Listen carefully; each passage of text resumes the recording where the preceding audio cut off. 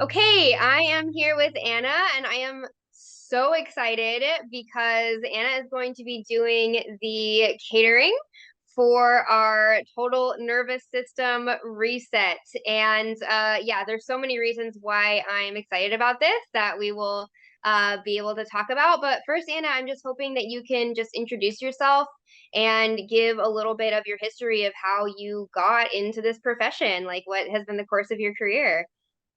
Of course, thank you so much. And I'm so excited to be helping cook for this event. And basically, my journey was I started like meal prepping in college, and that just led me into developing a business in Miami, Florida, surrounded by cooking nutrient dense food for people all walks of life, busy professionals, and then also people with certain health conditions from cancer, autoimmune issues, gut issues, and wanting to really be able to trust the ingredients that they're consuming and someone that kind of gets it, right? And can customize it according to their personal needs and preferences.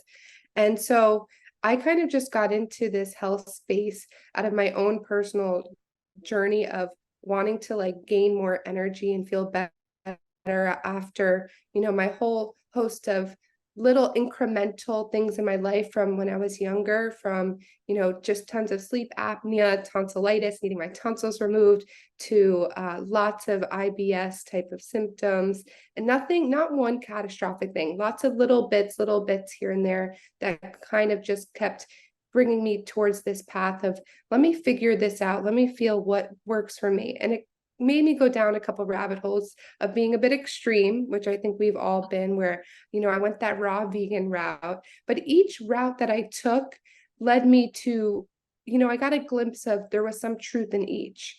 And so that's Sure. helped me kind of create a much more nuanced approach and actually hold a lot of compassion for people that I come across now that are clients, and I see myself in them who I was a couple of years ago. Oh, like I see why she's super into wanting me to only make her this one raw dish like all the time and is afraid to try other foods. And yeah, I was there at a point, or I see someone who's in this camp of, high fat, only keto, and that works for them. And so it's really interesting to see the nuance in the nutrition space. And instead of getting into these camps of I'm only this and I will only be this, because it Yeah. really does fluctuate with your environment where you are and all of that. So I really am such a big proponent of sourcing really good, clean, quality ingredients from the source, looking at farmers in the area. And I go to local farmers markets, and I love to like play around with really cool different cuts of meats that most people would not venture into. So I'll be using, nose to tail, making great liver pate and all these things that are really time and tested ancestrally, but we've kind of lost sight in the past, let's say 50 to 80 years or so. And I really think that bringing that back, especially just home cooking in general, is such a lost art, such a lost skill that I really want to empower other people to do it too. Right now, I get it. A lot of people are juggling many things, they wear many hats, and cooking just isn't on their radar, their priority. But there are people that do want to learn. And so I really love to encourage clients and friends to learn some of these basic principles. It doesn't have to be too crazy. And that's why for this menu for the retreat, we're keeping it pretty simple, but we're also like I make really delicious sauces and things like that. So you can pick and choose what feels right for you and kind of at what stage of what you feel you can digest best, right? So Yeah. yeah, there's gonna be like lots of different veggie options. We're gonna see what's local and nice in the springtime in Texas, different meat options as well. And then, like I mentioned, I love doing fresh herb vinaigrettes and things like that just to liven up the dish. And it makes it much more tasty, I think, too. So it Yeah. kind of it's all about nutrient density, but making it taste well. And then the beautiful aspect about the retreat is that we're all together in this space and we're going to enjoy the food. And that's a true, I think, nourishing meal. I find that I've spoken with people and they're like, I think I digest food better when I'm around friends and family as opposed to just on your own. And I do, I Yeah. think there's that element to it. And I also think, and I'm grateful that you introduced me to like this idea of you doing retreats and that I could be a part of it, because I was thinking like that when you really are using home cooked ingredients and the person puts love and intention into the food, that also has another energetic level to it.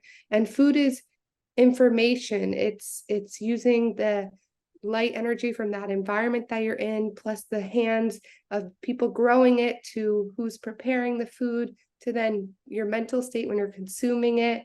And so I think it's just going to be a really wonderful addition to the retreat, and making it exceptionally healing in that capacity. Yeah. Yeah. Oh my gosh. Yeah, my heart's like glowing as I'm hearing you talk about this. It's such a beautiful perspective to have.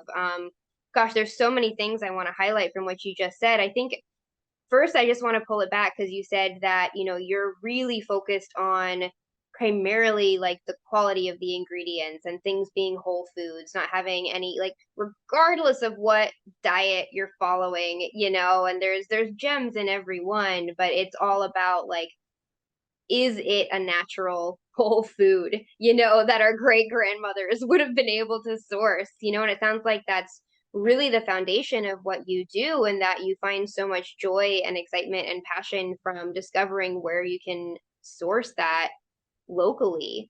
That's just such a beautiful thing. And I think that's such a guarantee that is helpful for people to hear who may be nervous about, eating at a place where maybe they don't have control over what the cook is putting into the foods. Like if you are, you're so clearly so dedicated to this whole foods idea. I don't know if there's anything else you want to highlight about that, and how that's been powerful for you. Well, I guess I'll just add that I get it when people are following a certain protocol, or they are, experiencing some certain symptoms where they need to do an elimination diet or cut out certain foods. And I've kind of based my business around accommodating to those needs. But I also want to help people like diminish that fear surrounding foods. And so once we Yeah. build with the foundations, and that's why I really believe like making the ingredients, the simple whole foods, the star of the show. I don't need to dress them up any crazy way. And most of the time, people are like, "What'd you do this cauliflower?" I'm like, "I just roasted it with some salt and pepper and maybe drizzled olive oil on top." Like that's Yeah. it. It can be that simple. Like I can name just on one hand all the ingredients I used in a dish. And I think that that is really powerful, because then one, the person knows, okay, I think like I don't need to be afraid because my body can digest those few ingredients. Hmm. And two, then they realize like just how tasty an ingredient could be when they never realize, oh wait, I actually love cauliflower or something. Like Right. that they never knew. And so they start to like re-educate their palate. And then Hmm. I think that creates a sense of safety around food. And then you're in this more parasympathetic sympathetic state when you're digesting the food. And it just has this whole other cascade of wonderful nourishing benefits to it. So from the food quality to the preparation to being in a like state of gratitude and more calm when consuming the food, and around loved ones. I think it just has that whole, it's all of that combined. Mhm. Yeah. Yeah, absolutely. It's like this balance between recognizing that, yeah, sometimes we do have to simplify and eliminate things when we are in an acute healing stage, but Yeah. the goal is to educate our palates. I love that concept. That's beautiful. And be able to build resilience and expand. And what I loved about your menu pitch that you originally sent to me was that, like, it really accommodates all stages of that, right? So people who, maybe are, even still struggling with the idea of like what healthy eating is, or eliminating processed foods, or still like, educating their palate, like there is going to be more like fun, delicious sauces and spiced foods and things that are going to be help you see like, oh wow, whole food ingredients actually can taste delicious with just some simple sauces and spices and things like that. But then also people who are on very strict elimination diets and maybe at a different stage in their healing, who maybe still have a lot of digestive issues or other kinds of allergies or sensitivities, there's going to be options for that too, you know, and you've really made sure that there's something for everyone here. And so that everyone is going to feel welcome.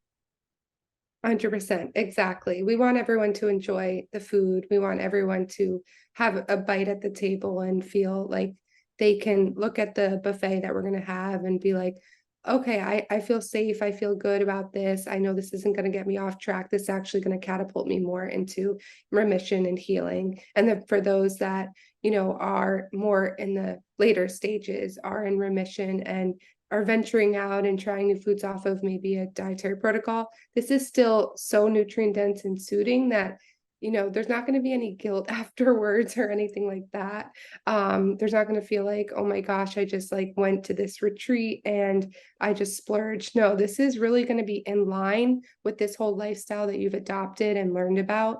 And I hope that after the retreat, you also can kind of have these new tools with some of these cooking methods and recipes that I can even provide for you guys to take home so that you can then serve this to your local community, friends, family in that regard. I love how you're highlighting community so much too, and when you're talking about this, you know, because I think this is something that unfortunately is really hard to manage when you're doing intensive healing work, you know, because it is really isolating. I mean, this is a huge concern or complaint that I get from clients all the time around like, gosh, I feel so lonely. I feel so isolated. I feel so like out of the club, out of the loop. Like my friends are all foodies. Like, how am I going to eat at Thanksgiving? Like, you know, I mean, these are things that come up all the time. And so I hope that what part of what we're doing and part of like your vision with this menu is providing almost like a corrective experience around like, we can all be nourishing ourselves and be sharing food and community. Like it doesn't have to be one or the other. Totally, totally. And that goes back, I think, to this not extreme mentality, but having it more nuanced and see what can we bring to the table, whether you're going to a holiday dinner or something, contribute and bring something that yourself would enjoy, but also everyone around you. Because I know from the past where we kind of say, okay, I'm gonna be able to go to this, but I can't like partake, that kind of feels even more isolating because we're actually communing with people. We're in a social setting, but kind of an outsider still. So I want everyone to feel like at this retreat, they're going to all feel more than welcome at the table. I think that that's going to feel really special, but then also learn how we can bring this to outside of that retreat space as well. So Yeah, yeah. give people more options, like seeing Mhm. more possibilities or potential. Yes. Yeah, absolutely. Yeah. I'm also interested, you know, you mentioned you went through like a raw vegan phase, you know, and we were talking before we started recording about how excited we are because so many wellness retreats, like they're just vegan by default. Or at least vegetarian, especially like in the yoga world and kind of in that spiritual world. Like there is just such this bias against animal based foods. And that we're really providing something different. And certainly there will be some vegetarian, there's going to be a lot of plant options, but that's not what the focus of this is at all. And that's because we are so focused on brain health and nervous system health and promoting that from all angles. And so I'm just curious if you can say more about, you know, you went through a raw vegan phase, but now you're doing all this cooking, you know, with these very animal based protocols like GAPS, like keto. Like what was that transition like for you? And what have you discovered about animal based foods in your own journey? Yeah, so I noticed I had a lot of pushback in the beginning because I was really like gung ho. This is something that I chose, this new lifestyle being plant-based that I'm going to stick to and that I felt like was right at the time. But little bits here and there from friends, close ones, and then also just like new research I was coming across. I was like, there might be something off. And then also deep down in my intuition, I was like, I love eating meat.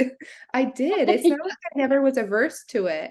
And so, like, I grew up eating I was like that girl at 4 or 5 years old at dinner, like at a nice restaurant with my family being like, I'll have the grass-fed rack of lamb, please. Like I wasn't getting a pizza or hot dog. Like I was Yeah. getting some good quality cuts of meat. And Yeah. so I think it was going back to my nature, right? Like what truly felt right for me. And that took some time because I think we often get sideswept into these new paradigms that actually are not based off of like our inner truth. And we kind of can get persuaded in different directions that can kind of, we might have to take for a couple of years and then realize, okay, that is not going to be sustainable.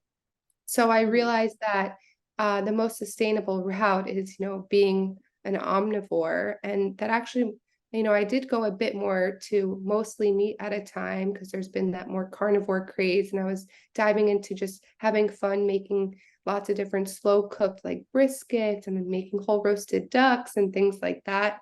But now I also love where the farmers markets here are going to be up and running again with really wonderful assortment of colorful vegetables. And that's just a beautiful hybrid to making a very complete meal, it feels. It's not just one or nothing. It's not just all plants, no meat. It's going to be this beautiful hybrid blend. And I think that for me at least, is the most sustainable long term, the most exciting because I can have the most variety. It's appealing on the plate with my eyes, with my senses. And then when I eat it, it feels right. And for some people, it might feel right now to be only consuming meat. So, like, whatever feels right for you and at what stage of your healing journey, no one's better than another based off like where they're at. It's just with the information that you have and the tools and resources you have right now, this is what you're choosing. And so I think that as I've learned and progressed out of this plant-based mentality into this more ancestral approach, and also recognizing as a young woman how I want to build a family one day, and that it's really important to have a balance of your hormones and to be able to think of my body as a baby's gonna be growing in it one day. So like how can I treat that, my being in a way that can cultivate a really healthy, robust environment for a baby Mm. to also come into this world robust. So that Mm. involves, and that it definitely involves animal foods. I mean, no question about it. So I just would love to encourage other people to kind of, look in the periphery more. We often get a little bit laser focused on things and to recognize, yeah, food is important, as well as all the other lifestyle things and the nervous system work that we're going to be doing.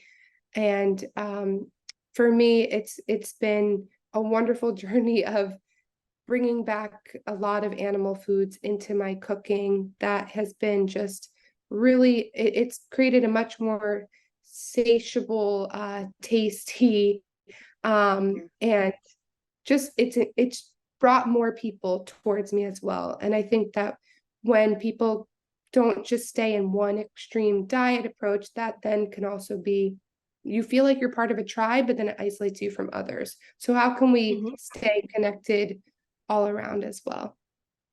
Yeah. Yeah. Yeah, absolutely. Yeah, I mean, it sounds like you just had such a deep, like, human instinct, like that you knew from the time you were a kid, really, but it kind of fell away for a bit of just like, okay, if I'm wanting to build like robust, healthy, fertile tissues, like I need these rich, nourishing animal foods. And you've really felt that for yourself. And, I know we both work with a lot of people with, mental health issues, neurological issues, nervous system issues, and we see this for them as well, right? That the animal fats, the amino acids and the proteins, like this just really is a game changer when we are working on improving these aspects of our health. And so we want to support that from all angles at this retreat, that you can be doing healing work all day, and then you're going to be properly nourishing your brain and your nervous system when it's time to sit down and eat. Yes, exactly. We're not gonna be putting like crappy gasoline in your fuel tank. Like it's gonna be high-end quality Ferrari gasoline into your engine, because it's important, the quality of food that you consume, just as it's important the thoughts, the music, the people you surround yourself with. So food is just another pillar to be cognizant of, and to also just be excited for as well. And so at this retreat, we have a really exciting menu. And we're also going to start to collaborate and talk to some local farmers, which is going to be cool too, because we might actually adjust the menu a bit and see like what better cuts of meat they have and they recommend, and what's growing in the area that they're like, no, you've definitely got to try this. And that's going to be cool too, because then we're going to connect with where we are in that local community. And so people are going to be traveling in from all over the country, and they're going to have maybe cool different variety than they're used to as well. Yeah, yeah, using it as an opportunity to connect with the season, to connect with the land. Like we have such a gift to be in this incredible geographic landscape of hill country in southern Texas, which is just such a beautiful, unique environment. And to be connecting, like knowing that you're eating from local ranchers and local farmers, stuff that was grown around you, it's just going to make everyone, I think, feel so much more at home in the experience. Yeah. Exactly. Definitely. At home is like I think the cherry on top of saying that, because a lot of the times when we're consuming food that's packaged or that was shipped in overseas, I mean, it's incredible, our global economy, but when we're consuming food that's not local to our region and was not grown under real sunlight, that's kind of a mismatch, and it makes our body not feel safe and confused and not know where we're located geographically and what time of day. Because if I'm consuming some leg of lamb from Australia, and then some Parmesan cheese from Italy, and then some Right. broccoli from California, I mean, my body just traveled all over the world in that one bite. I mean, Totally. it's cool to be able to eat food that's going to be local. And I want to encourage other people to also do the same. Yeah. Great. Well, this has been such a beautiful conversation. I guess I want to give you a moment to share any last thoughts that you have, and then let people know just about your own business. I don't know if you're doing coaching or you're taking clients, for your cooking business. But yeah, if you just want to share a little bit more about that, I'm sure everyone would love to hear. Sure. Yeah. So in terms of most of my cooking, sorry, I hear myself like an echo. I don't know. I don't hear it on my end, so Okay, no problem. yeah. So, Um, so yeah, you can find me. I'm at Food Marshall on Instagram.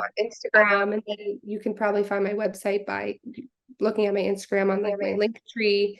I like to post food stuff, but then also a lot of just well-rounded health information.